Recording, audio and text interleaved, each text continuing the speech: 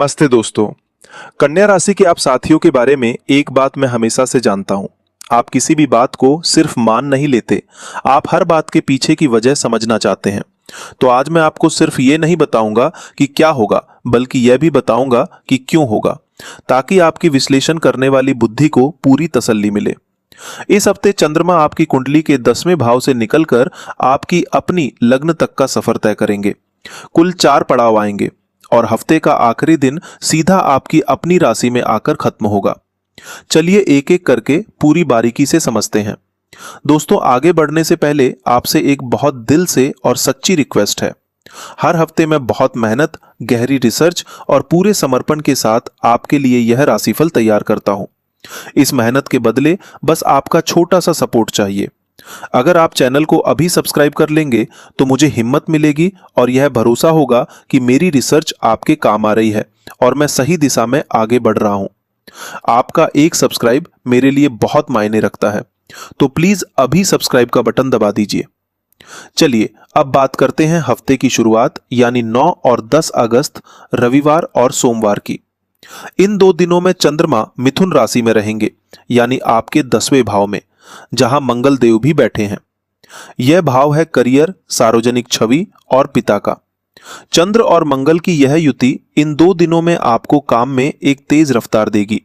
आप हर काम को जल्दी और सही तरीके से निपटाना चाहेंगे, जो आपकी फितरत ही है। बस एक बात का ध्यान रखिए, दफ्तर में किसी की गलती पकड़ने पर उसे तुरंत सामने मत बोल दीजिए। टाइमिंग देखिए, वरना बेवजह की बहस हो सकती है। आगे बढ़ते हैं मंगलवार और बुधवार यानी 11 और 12 अगस्त की तरफ। चंद्रमा कर्क राशि में प्रवेश करेंगे, यानी आपके 11वें भाव में, और यहां पहले से सूर्य, बुध और उच्च के गुरु तीनों विराजमान हैं। यह बात आपके लिए खासतौर पर मायने रखती है, क्योंकि बुध देव आपके खुद के लग्नेश हैं और अभी वे उच्च के गुरु और सूर्य के साथ आपके लाभ के भाव में बैठे हैं। यानी इन 2 दिनों में आपकी अपनी सोच, आपकी अपनी बुद्धि सीधे आपके फायदे और आमदनी से जुड़ रही है।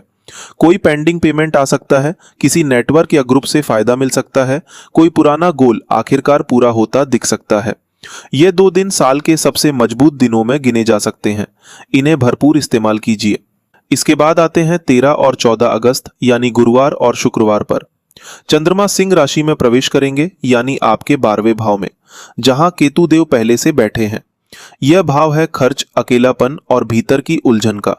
अब यहां मैं आपसे सीधी बात कहना चाहता हूं, क्योंकि आप घुमा फिराकर बात पसंद नहीं करते। कन्या राशि के लोगों की सबसे बड़ी ताकत है बारीकी से देखना, गलती पकड़ना, हर चीज को परखना। लेकिन जब यही ताकत अंदर की तरफ मुड़ जाती है तो यह खुद की ही हर छोटी कमी को बड़ा करके देखने लगती है। चंद्र और केतु की यह युति ठीक यही करने वाली है। इन 2 दिनों में आपका मन आपकी अपनी गलतियों, अपने पुराने फैसलों, अपनी कमियों पर बार बार जाएगा। यहां मैं आपसे सिर्फ इतना कहूंगा, जो नजर आपने दूसरों के काम में 1000 बार सही साबित की है, वही नजर अपने ऊपर इतनी सख्ती से मत लगाइए। ओवर थिंकिंग से बचिए, नींद पर असर पड़ सकता है। अब बात करते हैं 15 अगस्त शनिवार की। चंद्रमा आपकी अपनी राशि कन्या में प्रवेश करेंगे, यानी सीधे आपकी लग्न में, जहां शुक्र देव पहले से बैठे हैं, वो भी नीच के होकर। यह दिन भावनात्मक रूप से थोड़ा भारी हो सकता है। शुक्र का नीच होना सीधा आपके आत्मसम्मान और अपनी कीमत को लेकर मन में सवाल ला सकता है, खासकर रिश्तों या दिखावे को लेकर। चंद्रमा का यहां आना इस भावना को और गहरा कर सकता है। याद रखिए, यह सिर्फ एक ग्रह गोचर है, यह आपकी असली कीमत का पैमाना नहीं है। अब वो सबसे बड़ी बात जो इस पूरे हफ्ते के पीछे तर्क के साथ काम कर रही है। आपके 11वें भाव में सूर्य, बुध और उच्च के गुरु तीनों की युति 16 अगस्त तक बनी रहेगी।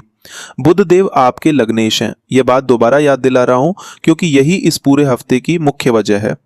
जब कुंडली का मालिक ग्रह खुद उच्च के गुरु और सूर्य के साथ लाभ भाव में बैठा हो तो नतीजा सीधा दिखता है। आपकी सोची हुई योजनाएं, आपके नेटवर्क और आपकी आमदनी में तालमेल बैठेगा। यह कोई अनुमान नहीं, यह ग्रहों की सीधी गणित है। एक सावधानी की बात भी कर लेते हैं पूरी वजह के साथ। आपके 7वें भाव में शनि देव मीन राशि में वक्री बैठे हैं। यह भाव है साझेदारी, शादी और सार्वजनिक डीलिंग का। वक्री शनि का मतलब है इस भाव से जुड़े पुराने फैसलों की दोबारा जांच होना। इस हफ्ते किसी पार्टनर या साझेदार के साथ कोई पुराना मुद्दा फिर से सामने आ सकता है। आपकी विश्लेषण करने वाली बुद्धि यहाँ मदद करेगी। बस निष्कर्ष पर पहुंचने में जल्दबाजी मत कीजिए, सारे तथ्य इकट्ठा होने तक रुकिए। अब इस हफ्ते के उपाय जो व्यवहारिक और सीधे हैं, बिना किसी फिजूल की रस्म के। पहला उपाय, बुधवार के दिन गाय को हरा चारा खिलाएं और विष्णु सहस्त्रनाम सुने। बुध देव आपके लग्नेश हैं और अभी बहुत मजबूत स्थिति में है, तो यह उपाय उस ताकत को बनाए रखने के लिए है। दूसरा उपाय, 13 और 14 अगस्त को जब मन खुद पर सख्त हो, उस दिन 10 मिनट सिर्फ शांत बैठकर सांस पर ध्यान दें। कोई मंत्र जपने की भी जरूरत नहीं, बस खुद को जज करना बंद कीजिए। तीसरा उपाय, 15 अगस्त को जब शुक्र से जुड़ी भावनाएं भारी लगे, उस दिन सफेद फूल किसी मंदिर में चढ़ाएं और आईने में खुद को देखकर एक अच्छी बात याद कीजिए जो आपने हाल ही में सही की हो। चौथा उपाय, शनिवार के दिन शनि चालीसा सुने और काले तिल का दान करें, ताकि 7वें भाव के वक्री शनि का असर सिर्फ फिर से जांच का मौका दे, कोई टूटन नहीं। तो यह रहा कन्या राशि के लिए 9 से 15 अगस्त का साप्ताहिक चंद्र गोचर, पूरी बारीकी और पूरी वजह के साथ। यह हफ्ता आपकी बुद्धि और आपके लाभ दोनों के लिए मजबूत है।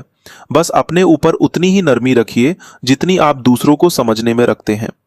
अगर यह जानकारी काम आई हो तो वीडियो को लाइक कीजिए, कमेंट में लिखिए जय गणेश। मिलते हैं अगले राशिफल के साथ। तो आशा करता हूँ वीडियो आपको अच्छा लगा हो। इसीलिए मैं हमेशा कहता हूँ सही कर्म ही आपके सबसे बड़ा सुरक्षा कवच है।